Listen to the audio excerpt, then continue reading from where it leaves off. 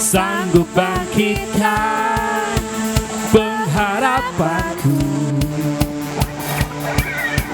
Jiwaku kan bersorak, bukan nyatakan dahsyat Kau Tuhan. Bertahtalah atasku,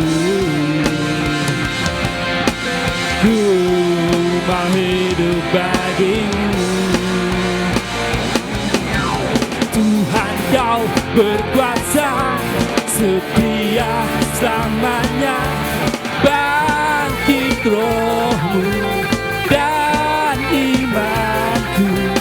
Tuhan Kau berkuasa, percaya selamanya. Kehendakmu sempurna bagiku.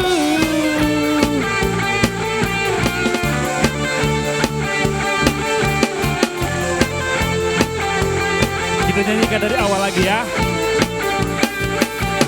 Kau Tuhan yang berkuasa, sanggup bangkitkan pengharapanku. Jiwaku kan bersorak, bukan nyatakan dahsyat Kau Tuhan. Bertahtalah atasku, ku mau hidup bagimu. Tuhan Kau berkuasa, setia selamanya. Bangkit rohmu dan imanku. Tuhan Kau berkuasa, percaya selamanya. Kehendakmu sempurna bagiku.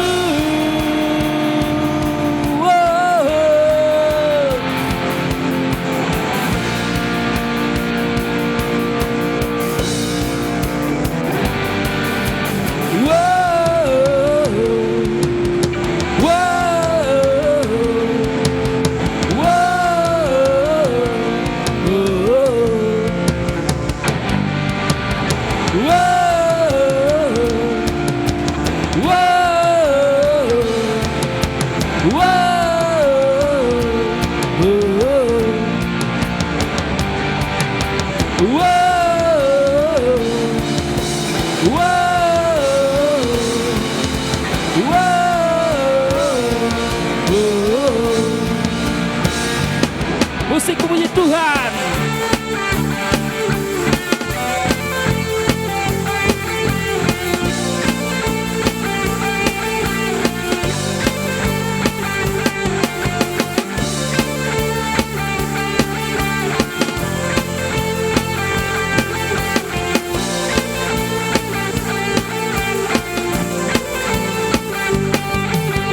Tuhan Kau berkuasa, setia selamanya.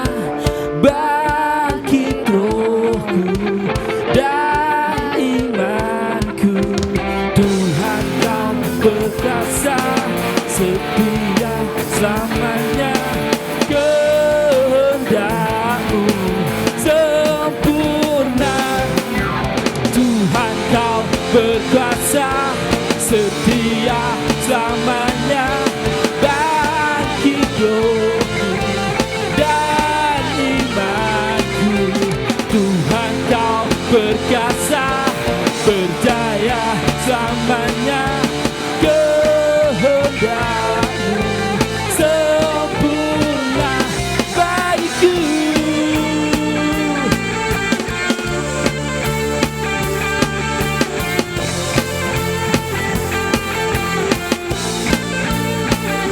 Haleluya.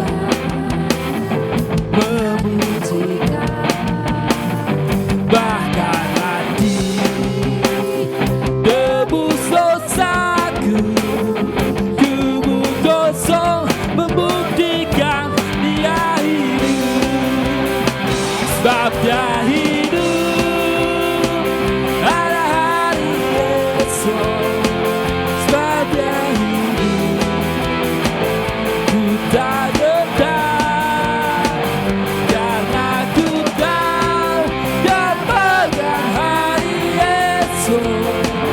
Hidup jadi berarti sebab Dia hidup.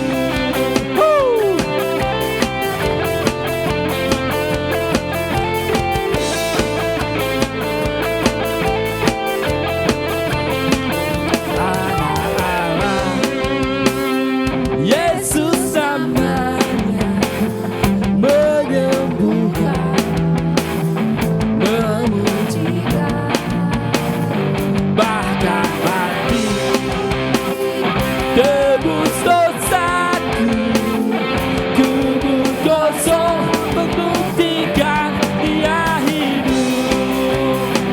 Sebab Dia hidup, ada hari esok. Sebab Dia hidup, ku tak gentar, karena ku tahu Dia pegang hari esok. Hidup jadi berarti sebab Dia hidup.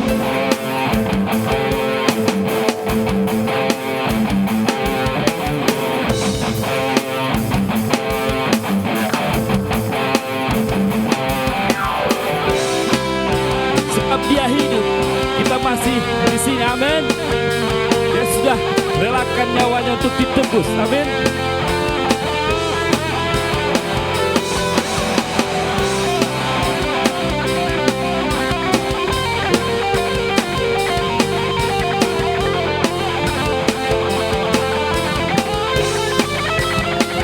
Sebab Dia hidup, ada hari esok. Sebab Dia hidup, ku tak gentar, karena ku tahu Dia pegang hari esok. Hidup jadi berarti sebab Dia hidup.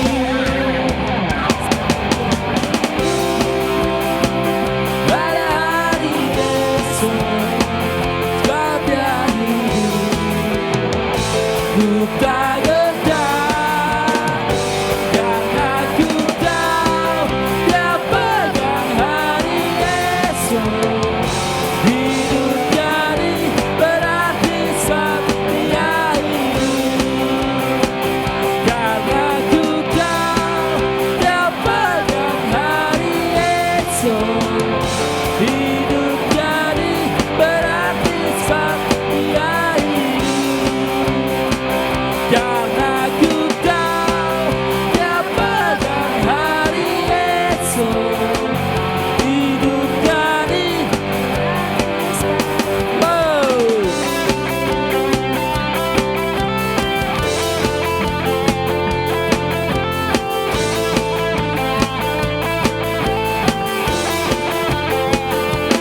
haleluya.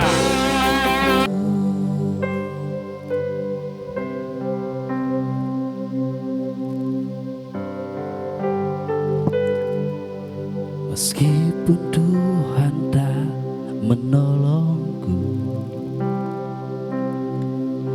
meskipun duri dalam dagingku,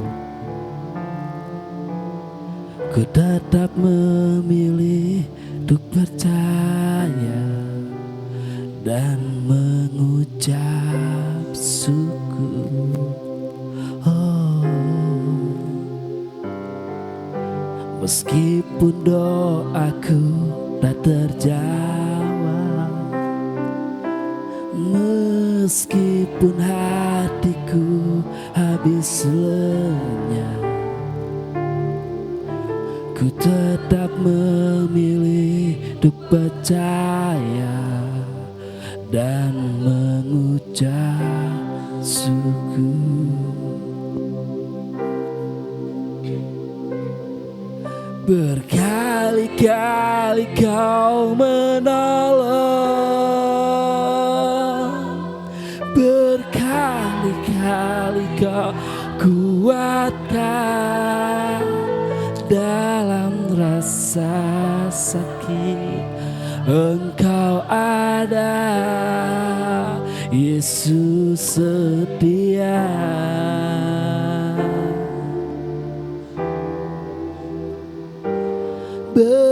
Berkali-kali Kau menolong,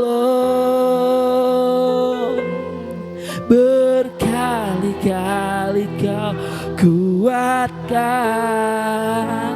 Dalam lembah gelap Engkau ada, Yesus setia. Jemaat, saya undang untuk bangkit berdiri. Meskipun Tuhan tak menolongku, meskipun duri dalam dagingku, ku tetap memilih dan percaya dan mengucap syukur.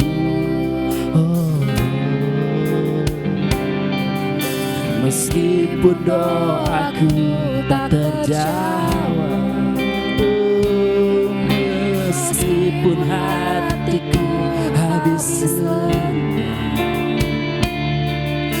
ku tetap memilih dan percaya dan mengucap syukur. Berkali-kali Kau menolong, berkali-kali Kau kuatkan. Dalam rasa sakit Engkau ada, Yesus setia.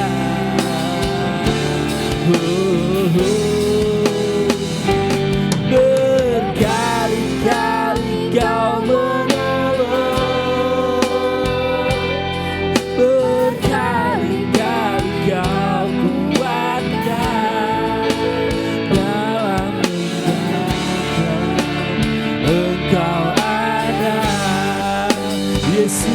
setia. Sembah Dia.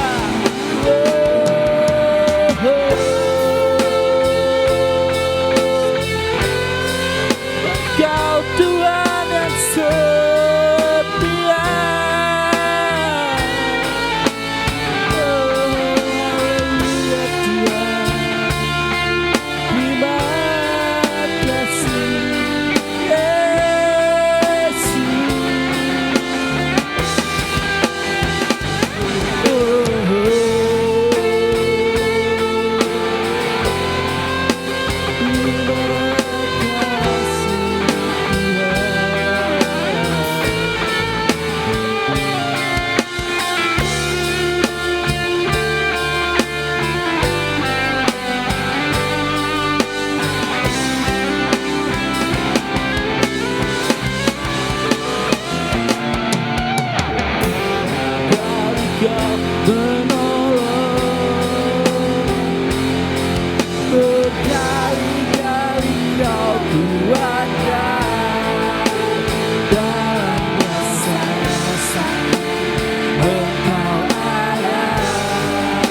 Yesus setia.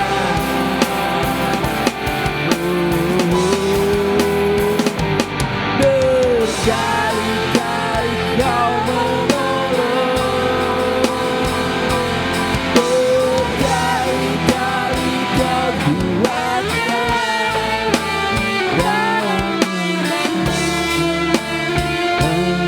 ada, Yesus.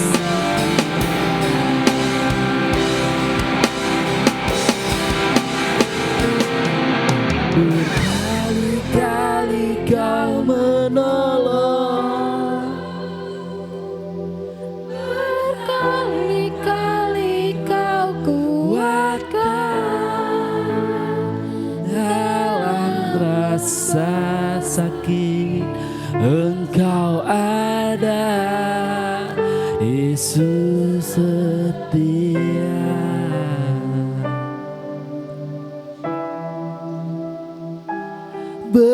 Berkali-kali Kau menolong,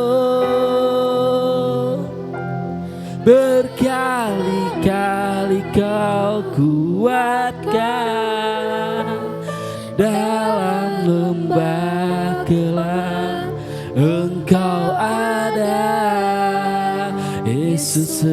setia.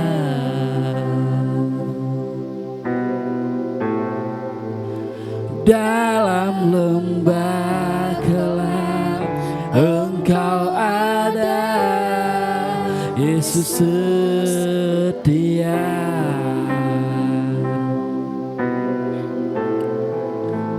Dalam lembah gelap Engkau ada, Yesus setia.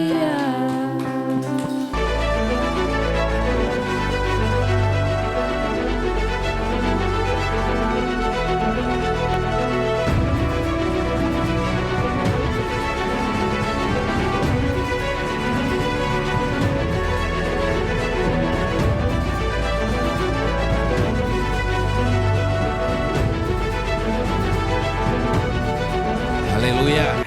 Renungan kita firman Tuhan di pagi hari ini di minggu yang kedua,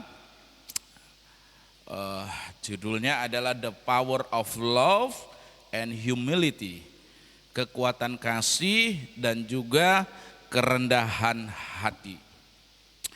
Nah, salah satu lagu yang sangat bagus syairnya, yakni yang berjudul My Forever Friends.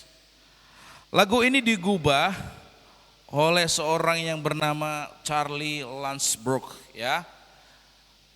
Judul liriknya itu begini. Everybody needs a little help sometime. No one stands alone. Make no difference if you are just a child like me or a king upon a throne. For there are no exceptions. We all stand in the line. Everybody needs a friend, let me tell you of mine. Yang artinya begini, syair lagunya ini. Setiap orang ada kalanya memerlukan sedikit pertolongan. Setuju nggak Bapak Ibu? Setuju. Tidak ada orang yang sungguh-sungguh mandiri. Tidak ada bedanya. Apakah Anda seorang bocah seperti saya, atau seorang raja yang duduk di atas tahta. Jadi mau raja, mau paling bocah kecil sekalipun tetap membutuhkan pertolongan. Setuju nggak Bapak Ibu? Ya kan? Kan nggak ada raja gitu mau ngambil makanan ambil sendiri. Harus apa? Pelayan. Bener nggak? Nggak mungkin raja itu berperang, pasti panglimanya. Ya, jadi dia bilang baik itu bocah yang duduk di atas tahta, nggak ada pengecualian, semua orang memerlukan pertolongan. Kita semua berdiri di antrian dan setiap orang memerlukan teman. Oh, terima kasih Pak Grace, luar biasa sekali ya. Ini saya udah ditolong ini saudara ya kan. Nah kan, wah, memerlukan sedikit pertolongan, saya ditolong. Saya haus, udah dibawakan minum, saya minum dulu ya saudara ya.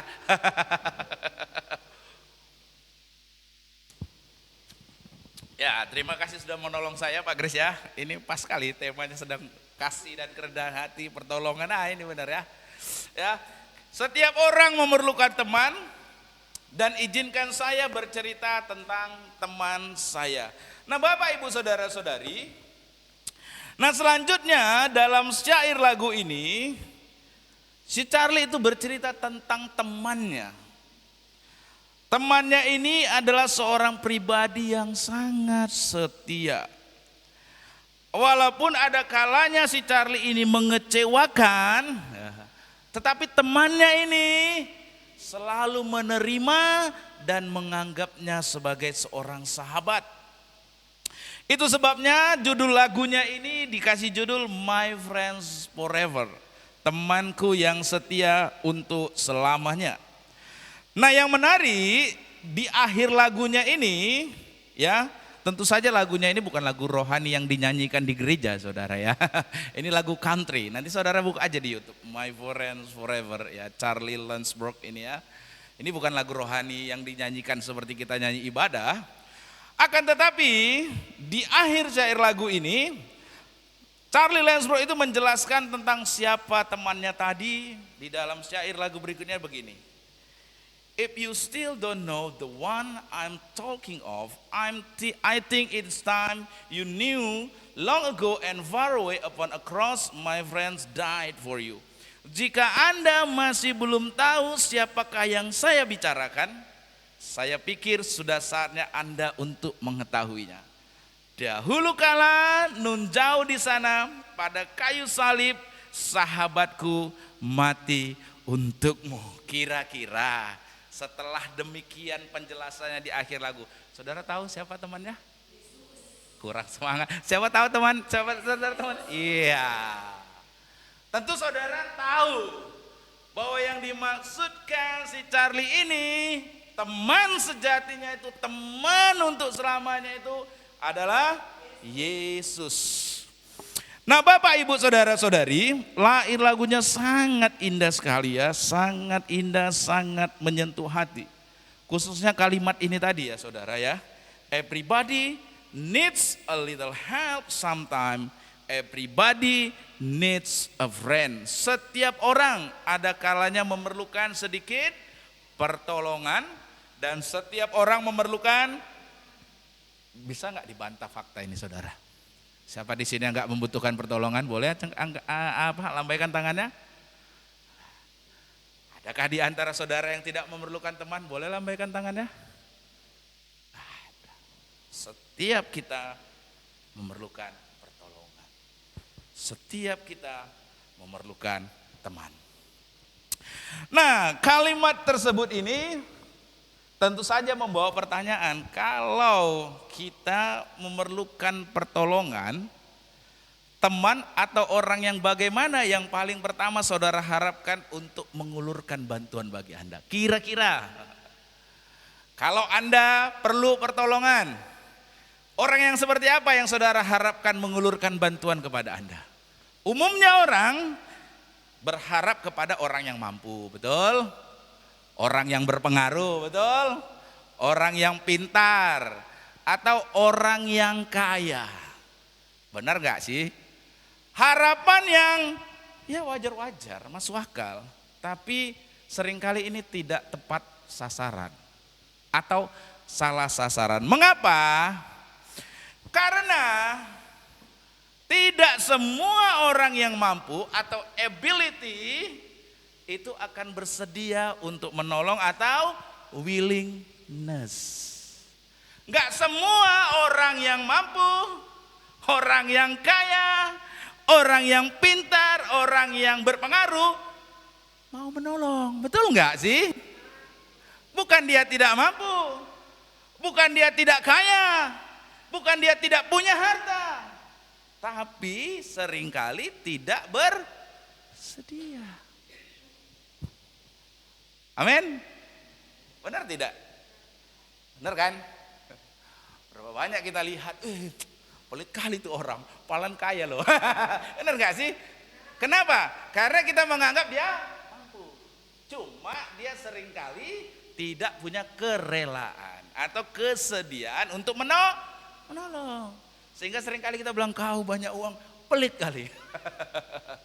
Nah, karena ini tadi saudara, karena menurut penelitian ya yang dilakukan oleh Departemen Psikologi dari Baylor University, pertolongan itu dapat lebih diharapkan akan datang dari orang yang rendah hati daripada orang yang walaupun mampu namun tidak rendah hati. Orang yang rendah hati itu akan bersedia menolong.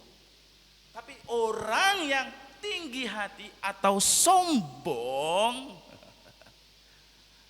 bukan karena dia nggak punya, bukan karena dia nggak ada, tapi seringkali tidak bersedia menolong. Jadi orang seringkali berharap pertolongan itu dari orang yang rendah hati. Itu artinya terdapat kaitan yang sangat erat antara sikap rendah hati dan juga sifat mengasihi, dan yang membuat orang dengan senang hati menolong orang lain. Ada kaitannya Bapak Ibu. Orang yang rendah hati dengan orang yang punya sifat mengasihi itu membuat dia senang menolong orang lain.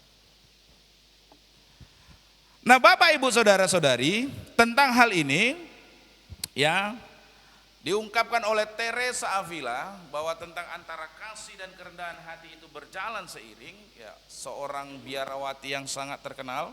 Kalau kita ibadah harian, spiritual formation, ini seringkali disinggung namanya Teresa Avila ya. Seorang biarawati yang sangat terkenal ya. Dalam bukunya ya, di dalam bukunya dia mengatakan begini. Saya tidak dapat memahami bagaimana kerendahan hati ada atau dapat ada tanpa kasih, atau kasih tanpa kerendahan hati. Itu artinya Bapak Ibu, di mana ada kasih, di situ pasti ada kerendahan hati. Tetapi di mana tidak ada kerendahan hati, maka dapat juga dikatakan di sana tidak ada kasih.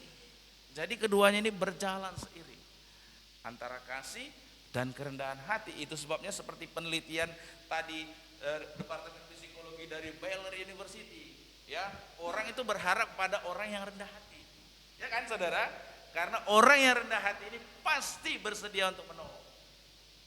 Seperti apa yang dikatakan oleh Teresa Avila. Kalau orang yang rendah hati, di dalamnya juga ada kasih, pasti itu nampak saudara, terlihat. Dan Bapak Ibu Saudara-saudari, prinsip yang sama juga diutarakan oleh Rasul Paulus. Di dalam Alkitab berhubungan dengan kasih dan kerendahan hati, dia katakan begini, kasih itu sabar, kasih itu baik hati, ia tidak cemburu, ia tidak memegahkan diri dan tidak sombong. Jadi antara kerendahan hati dan kasih itu berjalan seiring sama. Orang yang hatinya dipenuhi dengan kasih akan bersifat rendah hati, tidak memegahkan diri dan tidak sombong. Dan Bapak Ibu Saudara-saudari, kasih dalam kerendahan hati atau kerendahan hati dalam kasih itu juga yang mewarnai kehidupan Tuhan Yesus. Tuhan yang kita sembah dan agungkan. Kerendahan hati dan kasih Tuhan itu dapat terlihat dimulai dari kelahirannya. Saudara tahu lahir Yesus di mana? Di Hotel Niagara? Di Hotel Amanda? Di mana saudara? Lahirnya di kasur spring bed yang indah? Kasur spring bed puluhan juta, ratusan juta? Di mana? Adakah saudara yang pernah lahir di kandang domba? Boleh lambaikan tangan? Serendah-rendah hatinya saudara, serendah-rendah hatinya saudara, saya pastikan pasti saudara nggak pernah ada yang lahir di kandang domba, betul? Tapi Yesus lahir di kandang domba, di tempat yang sangat-sangat sederhana. Jadi maka tadi saya bilang, Tuhan Yesus di dalam kasihnya ada kerendahan hati, dalam kerendahan hati ada kasihnya, itu diwujudkan dimulai dari kelahirannya. Bagaimana ia lahir? Di dalam kandang domba yang sederhana, di dalam palungan yang sederhana. Dan semua itu, bahkan Tuhan Yesus sampai mati di kayu salib, itu semua karena kasihnya bagi kita. Kasih yang diwujudkan, yang terjalin di dalam kerendahan hati. Kasih dalam kerendahan hati ini pula yang terlihat ketika Tuhan Yesus memasuki perjalanan, ya, melakukan perjalanan memasuki kota Yerusalem 5 hari sebelum ia disalibkan. Artinya kurang lebih minggu ini saudara. Karena kan hari Jumat ada apa saudara? Arya ada apa saudara? Saudara masih ingat berarti. Tepat hari ini. Ya, 5 hari sebelum Yesus disalibkan, ya minggu ini, itu sebabnya minggu ini disebut Minggu Palem ya. Ya. Nah, di sana Tuhan Yesus ya perjalanannya di dalam mau memasuki kota Yerusalem lima hari sebelum ia disalibkan. Di sana dalam perjalanannya dia berlangsung dalam perarakan yang sangat meriah. Perjalanan yang diperingati dalam ibadah Minggu Palma yang jatuh pada hari Minggu ini. Itulah hari Minggu yang pertama, hari Minggu merupakan hari yang pertama dalam pekan yang lazim disebut sebagai Pekan Sengsara Kristus atau The Passion Week. Nah, untuk kita dapat melihat kasih dan kerendahan hati di dalam diri Yesus saat ia memasuki kota Yerusalem pada hari Minggu Palma, saya mengajak kita untuk membaca Alkitab ya tentang peristiwa ini. Sebagai catatan, peristiwa ini tuh dicatat di keempat kitab Injil ya, peristiwa ini berarti peristiwa yang sangat penting. Saya ulangi, kalau dicatat di keempat kitab Injil, ini berarti peristiwanya peristiwa yang penting. Nah, dalam kesempatan ini kita akan membacanya dari Matius, Injil Matius pasalnya yang ke-21, ayat yang pertama sampai dengan ayatnya yang ke-11. Firman Tuhan berbunyi seperti berikut. Ketika Yesus dan murid-muridnya telah mendekati Yerusalem dan tiba di Betfage di Bukit Zaitun, ia mengutus 2 orang muridnya dengan pesan, pergilah ke kampung yang di depanmu itu, dan di situ kamu segera akan menemukan seekor keledai betina tertambat dan anaknya ada di dekatnya. Lepaskanlah kedua keledai itu dan bawalah kepadaku. Ayat yang ketiga, jikalau ada orang menanyakan sesuatu, katakanlah, Tuhan memerlukannya, ia akan segera mengembalikannya. Hal itu terjadi supaya digenapi firman yang disampaikan melalui nabi. Katakanlah kepada putri Sion, lihat, rajamu datang kepadamu, ia lemah lembut dan menunggang seekor keledai dan seekor anak keledai beban. Nah, Bapak Ibu saudara-saudari ya, di ayat ini kita dapat melihat bagaimana Tuhan Yesus melakukan perjalanannya menuju kota Yerusalem. Perjalanan ini dimulai dari kampung Betania. Saudara masih ingat peristiwa minggu lalu? Lazarus, Maria dan Marta itu ada di kampung Betania. Nah, dari sana Yesus ya berangkat mendaki Bukit Zaitun, kemudian turun mau menuju kota Yerusalem.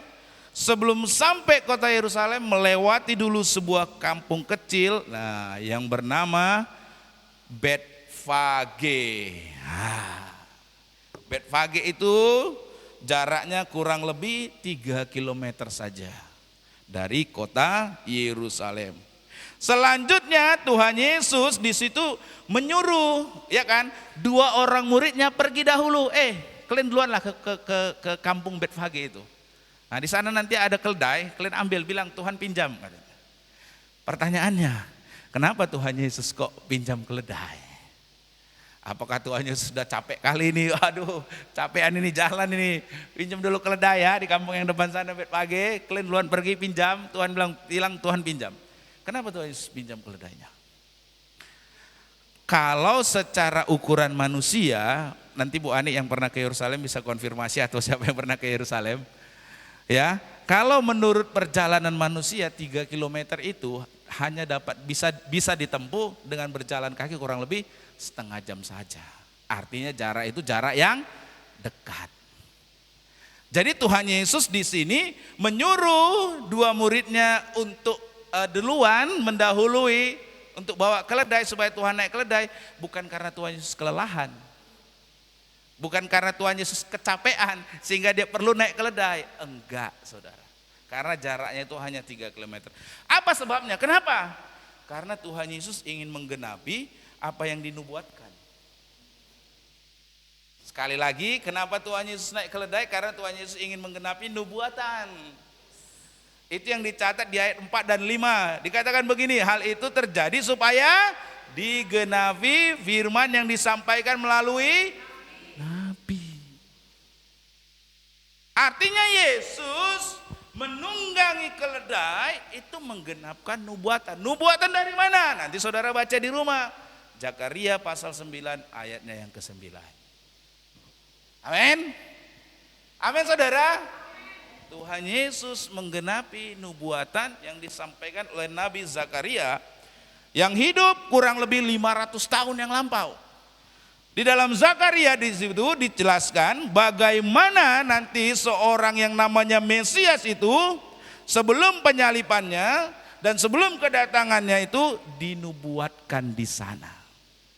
Jadi Tuhan Yesus menunggangi keledai ini adalah nubuatan. Tetapi ini juga nanti kita akan bahas di selanjutnya memiliki dampak atau makna rohani yang sangat dalam. Kenapa Yesus menaiki keledai? Ya, tapi sampai di sini dulu kita batasi bahwa di sini Tuhan Yesus juga ingin menggenapi apa yang disampaikan oleh nubuatan Nabi Zakaria.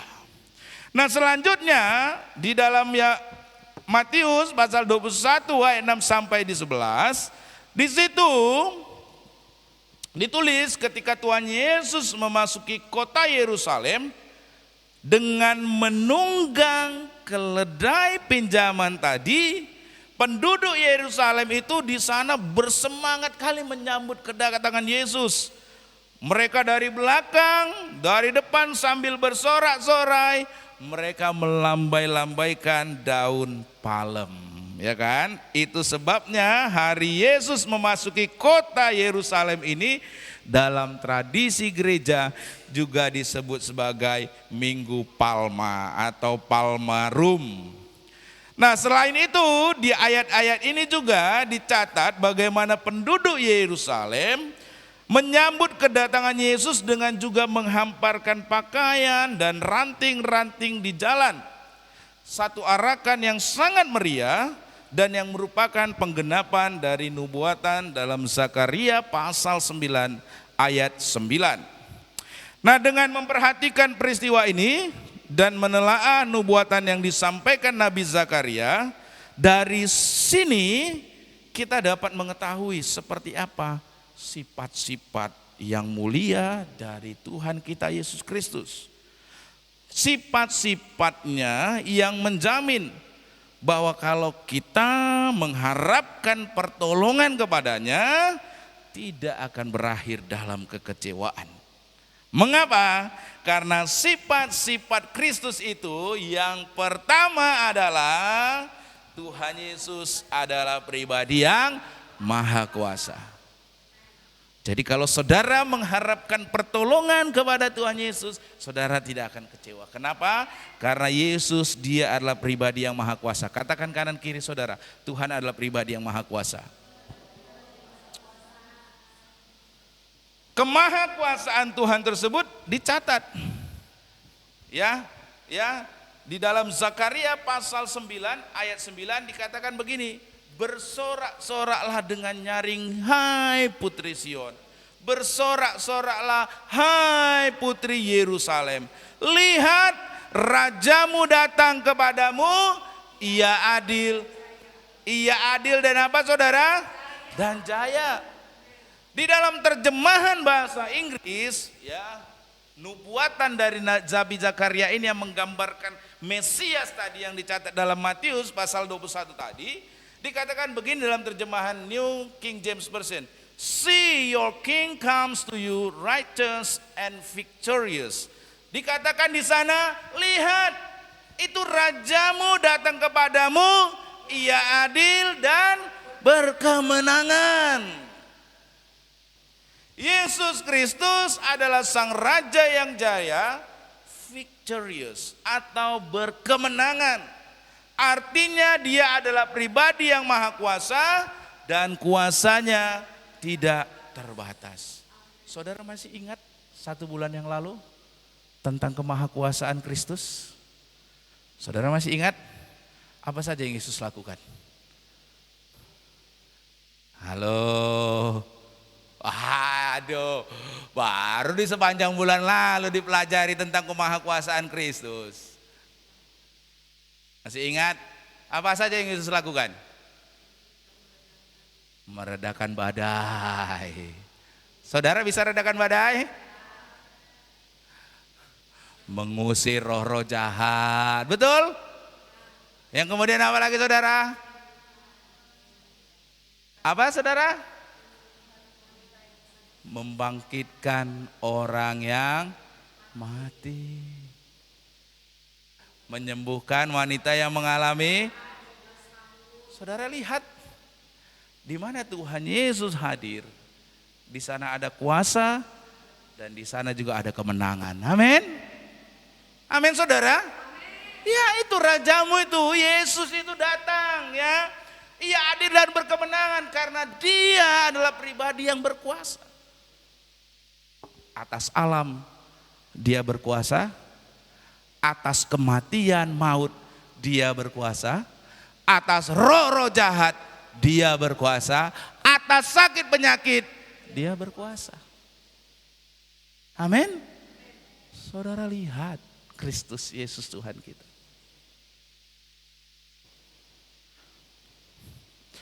Minggu lalu kita belajar. Siapa yang dibangkitkan?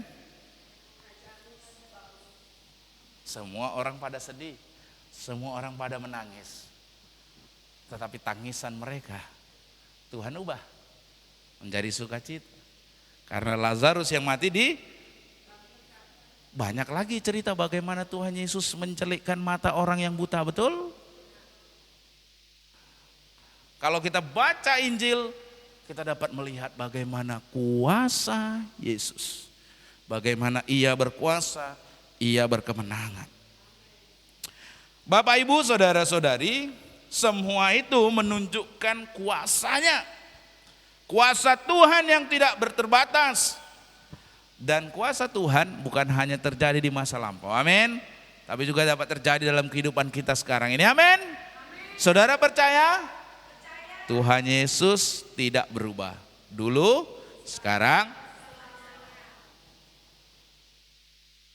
Kalau saudara mengharapkan pertolongan kepada pribadi yang tidak pernah berubah, pribadi yang berkuasa, pribadi yang berkemenangan, saudara tidak akan kecewa. Amin. Itulah Tuhan kita. Selanjutnya yang kedua, dia adalah pribadi yang sangat, ini berkaitan dengan penelitian Departemen Psikologi tadi. Banyak orang yang mampu. Tapi seringkali orang tersebut bukanlah orang yang banyak orang yang mampu, banyak orang yang sanggup. Tapi seringkali orang tersebut bukanlah orang yang, tetapi Yesus, dia adalah pribadi yang sangat rendah hati. Katakan kanan kiri saudara, Yesus pribadi yang sangat rendah hati. Yesus pribadi yang sangat rendah hati. Kerendahan hatinya itu ditulis begini ya. Katakanlah kepada putri Sion, lihat rajamu datang kepadamu. Dikatakan apa? Ia lemah lembut dan menunggang seekor keledai dan seekor anak keledai beban. Nampaknya kalau dibaca sekilas ayat ini ya biasa aja, apa yang istimewa, nampaknya biasa saja. Tapi kalau kita belajar lebih lagi ayat ini, kita dapat melihat di sini ada yang namanya paradoks. Paradoks itu adalah suatu dua pernyataan yang berbeda yang memang sengaja dipertentangkan untuk menyatakan satu kebenaran. Apa itu paradoksnya? Begini saudara, lihat dikatakan apa? Rajamu datang kepadamu. Sebagai raja, sebagai seorang raja, Tuhan Yesus tidak memasuki kota Yerusalem dengan menggunakan kereta kebesaran atau kuda sebagaimana layaknya seorang. Di mana saudara pernah nonton film kolosal, raja nggak naik kereta kebesarannya? Benar nggak saudara?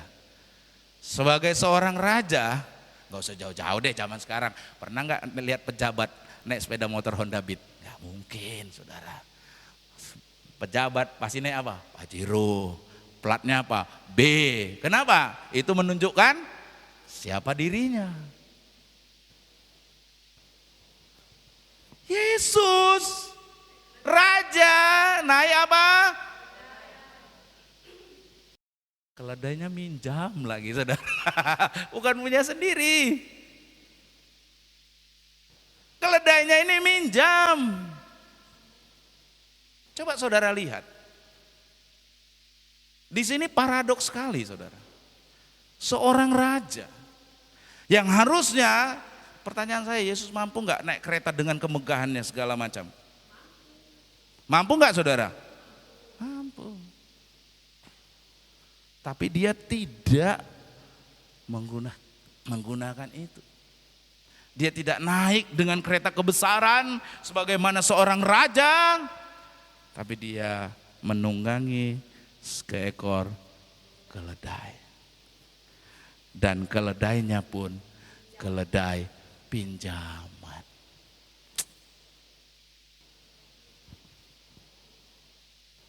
Ia lemah lembut dan menunggang seekor keledai. Ia memilih untuk menunggang seekor keledai yang adalah hewan tunggangan rakyat. Saudara ingat tentang kisah orang Samaria yang baik hati? Kan itu orang Samaria menunggangi itu orang tunggangan orang biasa. Kalau seorang kaisar, seorang raja, kereta kuda begitu bermegah mewahnya. Yesus, seorang raja yang maha mulia, maha kuasa, yang berpunya alam semesta, yang berkuasa atas apapun juga, naik seekor keledai. Keledainya pun keledai pinjaman. Saudara nampak nggak makna kerendahan hati Yesus di sini? Saudara lihat nggak kerendahan hati Yesus ini? Berapa banyak orang yang gengsi, jangan naik itu. Benar nggak, saudara? Tuhan Yesus benar-benar pribadi yang rendah hati.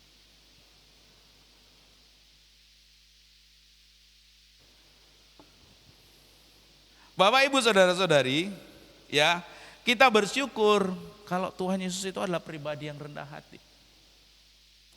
Di dalam kerendahan hatinya itu, Bapak Ibu saudara-saudari, ya, dia adalah pribadi yang maha kuasa, raja di atas segala raja, tapi dia bersedia menunggang seekor keledai. Keledainya pun pinjaman. Hal tersebut mengungkapkan kebenaran, yaitu sifatnya yang rendah hati. Ia bersedia mempedulikan semua orang yang berharap kepadanya. Ia mempedulikan seorang pengemis yang buta di kota Yeriko, Timeus, yang memohon belas kasihannya. Yesus, anak Daud, kasihanilah aku. Yesus, anak Daud, kasihanilah aku. Dan Tuhan Yesus menjamah, menyembuhkan pengemis yang buta ini. Ia memandang semua orang berharga di matanya dan menjamin bahwa pengharapan kita kepadanya tidak akan pernah diabaikannya. Tuhan Yesus, dia pribadi yang berkuasa, tapi juga Tuhan Yesus adalah pribadi yang sangat rendah hati. Amin. Luar biasa. Ketika saya merenungkan firman ini, luar biasa kali lah Tuhan kami Yesus Kristus ini. Benar-benar luar biasa dia. Bagaimana bisalah seorang raja yang sedemikian, yang berkuasa sedemikian itu, kok mau naik seekor keledai? Keledainya pun keledai pinjaman lagi. Kenapa nggak datang ya? Kalau kita itu pengen apa, saudara? Show off. Benar nggak? Pengen nampilkan, inilah saya kan gitu.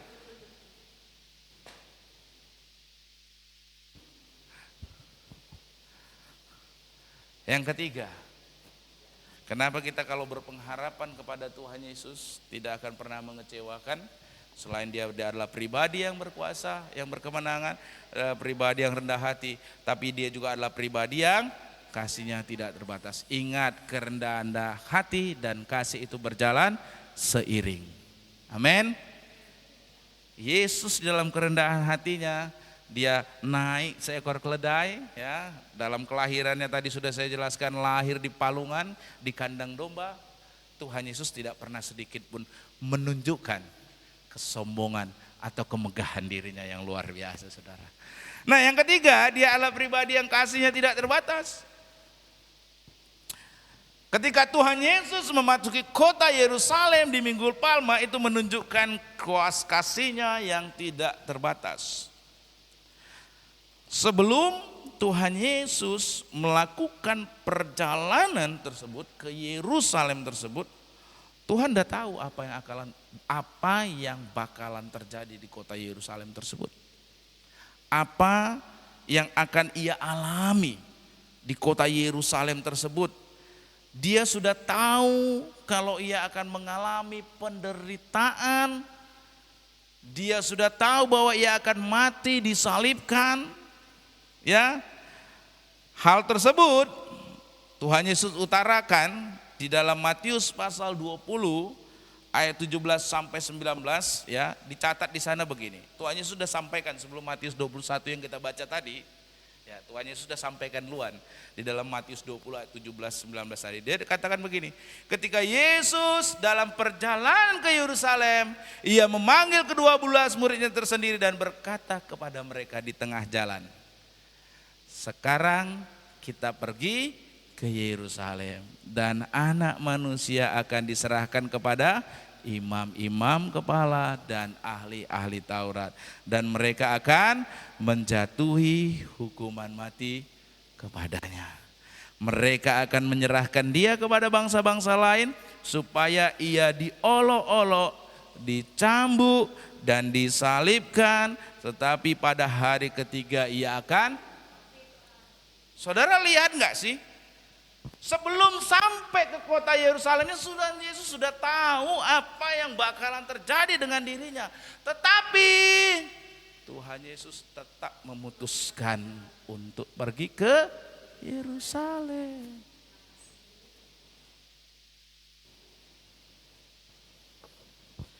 Tuhan Yesus sudah tahu apa yang ia akan alami. Ia mengetahui sambutan yang pertama meriah itu hanya di awal saja, karena kemudian ia akan diolok-olok. Ia akan diolok-olok. Orang-orang di belakang dia yang sebelumnya bilang Hosana bagi anak Daud, kemudian akan berkata enyahkan dia, salibkan dia. Tapi Yesus tidak menghindari kota Yerusalem tersebut. Mengapa Tuhan Yesus tidak menghindari untuk pergi ke kota Yerusalem sekalipun dia tahu beratnya penderitaan yang dia alami?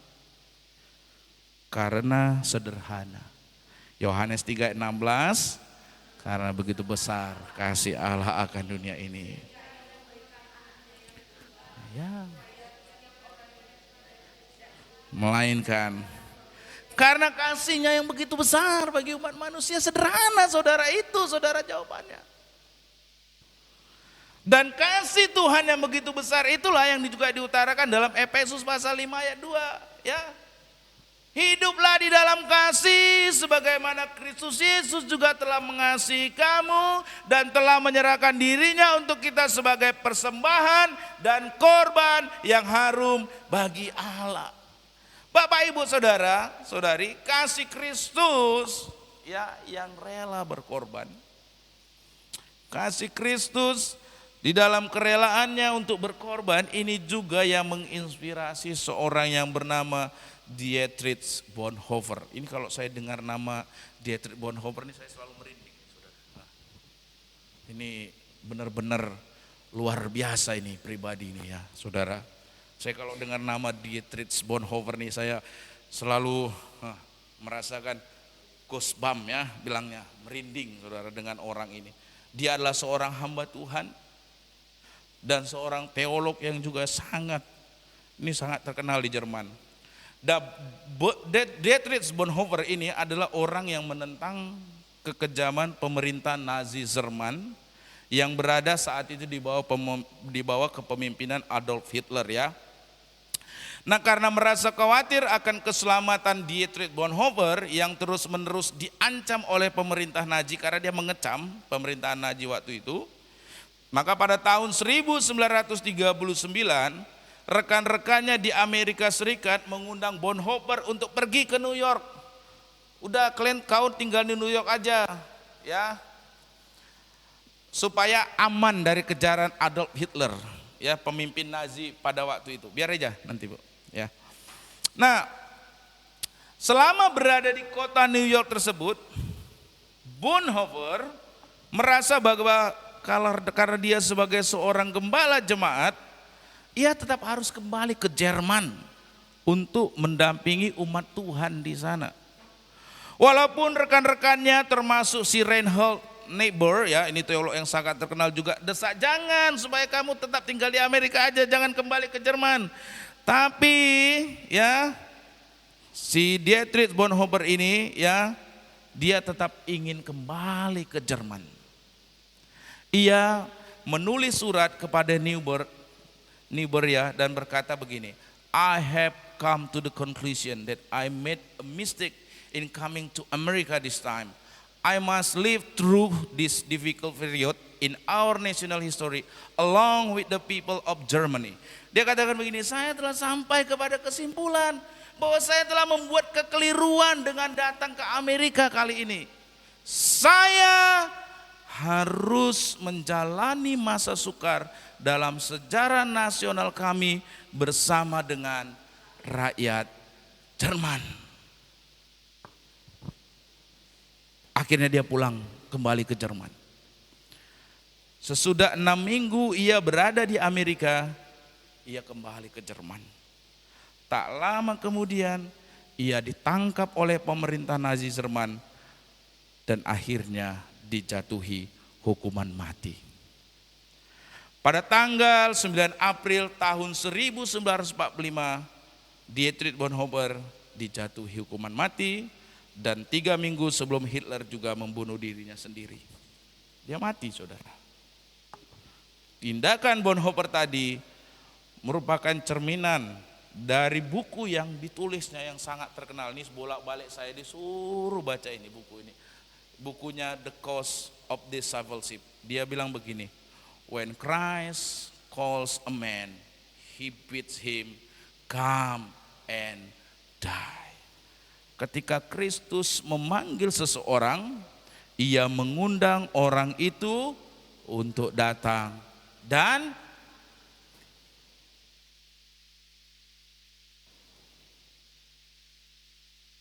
yang dimaksudkan Dietrich Bonhoeffer ini, kalau orang sudah dipanggil Tuhan ikut Kristus, saudara berkomitmen kepada Tuhan apapun harganya.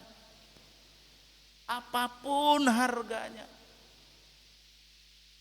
Dan apa yang dia tuliskan dalam buku The Cost of Discipleship ini, dia benar-benar hidupi, saudara. Dia tetap kembali ke Jerman dan dia menjadi martir di sana.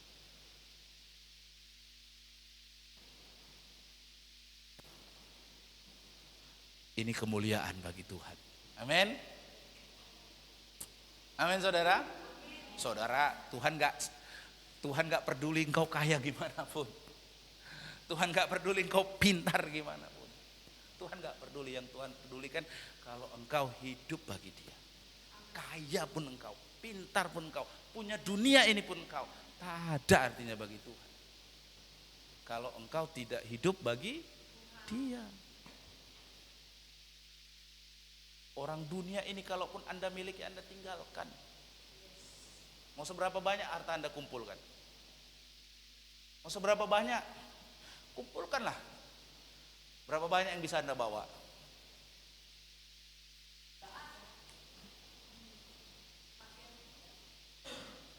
Makanya saya kalau melihat menjemuk ke orang mati itu saya kadang senang. Bukan senang orang tersebut mati, bukan. Ya. Saya senang karena saya berdialog dengan diri saya ketika melihat orang mati.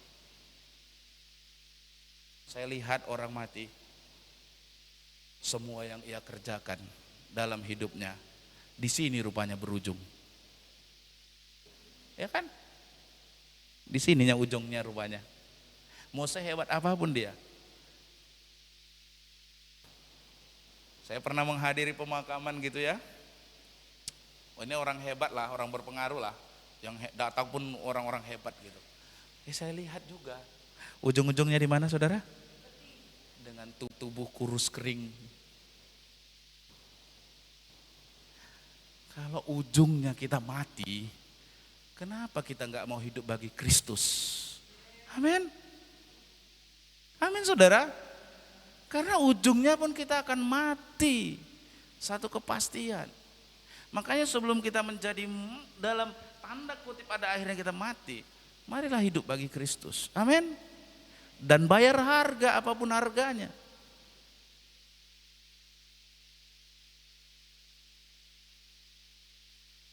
Dietrich Bonhoeffer ini, dia meniru apa yang Yesus lakukan.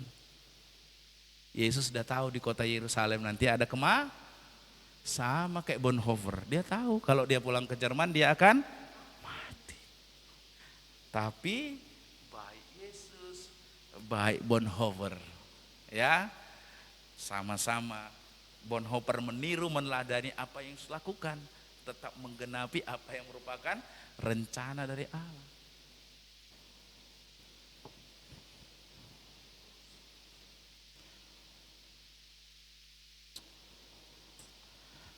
Dan ini sifat Kristus ya, yang terungkap melalui perjalanan yang Tuhan Yesus lakukan sendiri di kota Yerusalem. Kasihnya, kerendahan hatinya, ya. Bagaimana tahu pun Yesus bahwa di sana ada salib, ada penderitaan, ada aniaya, ada olok-olokan. Tapi Yesus tidak mundur sedikit pun, saudara. Tuhan Yesus tidak mundur sedikit pun. Saya waktu merenungkan ini aduh Tuhan, malu kali saya ya. Melihat, waduh Engkau seperti ini Tuhan. Saya melihat kesaksian Dietrich Bonhoeffer ini, aduh saya merasa sangat terpukul saudara. Sangat-sangat terpukul bagaimana mereka hidup di dalam kasihnya. Kalau Bonhoeffer tadi begitu mengasihi sebagai seorang gembala jemaat, sebagai seorang pendeta, dia tetap kembali ya, walaupun dia tahu ada hukuman mati di sana dia kembali. Kalau Yesus dia karena kasihnya kepada umat manusia, dia tahu walaupun di sana ada penderitaan, ada kesengsaraan, tapi dia tetap datang pergi ke sana. Dan saudara, kalau saudara berharap kepada pribadi yang seperti ini, saya yakin saudara tidak akan dikecewakan. Amin. Pribadi yang begitu mengasihi Anda, amin. Sampai nyawanya, sampai dia meneteskan darah di kayu salib. Kemarin saya waktu dikesan, sedikit kesaksiannya saudara. Saya dikesan bilang begini, kan ditanya, kenapa sih kita harus mengalami penderitaan atau kesengsaraan di dunia ini? Kan begitu ada pertanyaannya ya. Ya, saya bilang begini, karena setiap tetesan air mata yang keluar oleh karena penderitaan, kesengsaraan, kesulitan kita, tetesan darah Kristus sudah tercurah di atas kayu salib. Benar saudara? Setiap tetesan air mata saudara, Tuhan Yesus bukannya tidak merasakan, dia merasakannya. Karena di atas kayu salib, Yesus meneteskan darahnya. Amin. Untuk kita, untuk semua orang yang percaya kepadanya. Amin. Tuhan yang menderita, masa Anda nggak tahan penderitaan? Amin. Ada amin. Tuhannya lo menderita, meneteskan darah.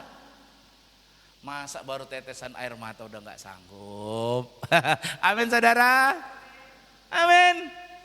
Tapi Tuhan di dalam kasihnya, saudara tidak akan pernah dikecewakan. Nah, kalaupun Tuhan izinkan, segala sesuatu mendatangkan kebaikan.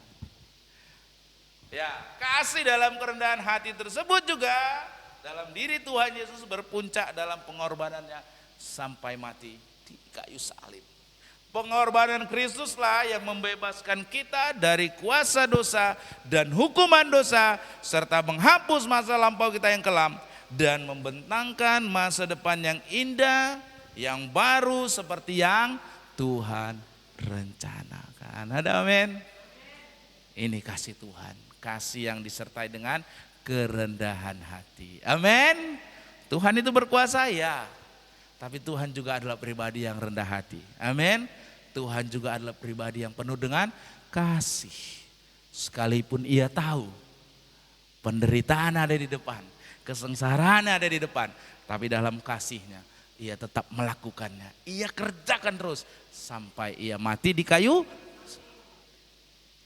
Waduh, di mana lagi saudara menemukan kasih yang seperti ini? Amin. Makanya benarlah lagu, sungguh tiada lagi kasih seperti ini. Kau ku kagumi dalam hati, kasih-Mu tiada duanya. Sampai kini ku akui, kasih-Mu tiada duanya. Saya undang kita bangkit berdiri, kita responi firman Tuhan sambil kita nyanyikan lagu ini.